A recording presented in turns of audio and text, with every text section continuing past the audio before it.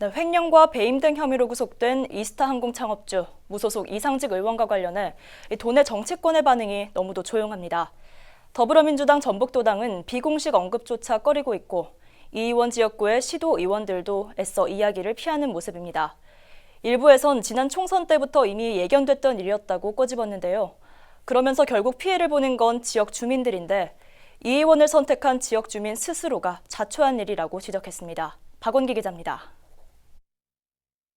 이상직 의원은 지난해 9월 이스타항공 사태 논란에 휩싸이면서 더불어민주당을 자진 탈당했습니다. 당시 언론과 정치권에선 의원직 사퇴에 대한 압력과 당 안팎에서의 부담을 줄이기 위한 전략으로 해석했습니다. 민주당이 꼼수를 부렸다는 지적입니다. 그야말로 도민을 속이고 그 공천을 잘못했다는 것에 대해서 면피를 하기 위한 그야말로 내로남불식 민주당의 어떤 조치라고 저는 이렇게 생각하고 있습니다.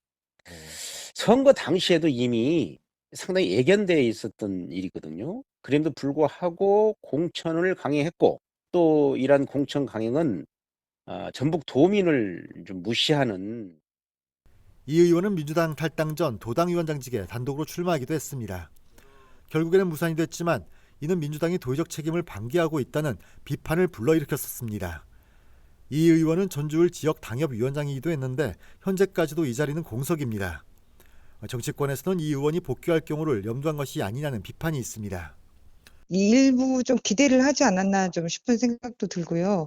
이상직 의원님이 좀 법적으로 잘 돌아올 거라는 희망을 가지고 그렇게 기다리지 않았나 먼저 드는 생각은 배려 내지는 눈치를 보고 놔뒀을 거라는 생각이. 이 의원은 선거 때마다 자질 논란과 더불어 불법적 행태 등이 지적됐습니다. 하지만 더불어민주당은 지난 3번의 총선에서 모두 이 의원을 공천했습니다. 민주당은 현재 이 의원 구속과 관련해 어떤 입장도 내놓지 않고 있습니다.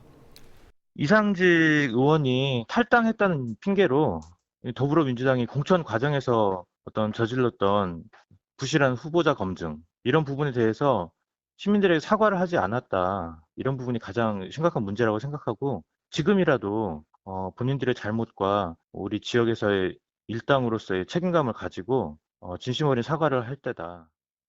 이 의원은 배임과 횡령 혐의 외에도 공직선거법 위반 혐의로 검찰로부터 3년 6개월을 구형받았습니다. 의원직 유지 자체가 어려울 수도 있습니다. BTV 뉴스 박원기입니다.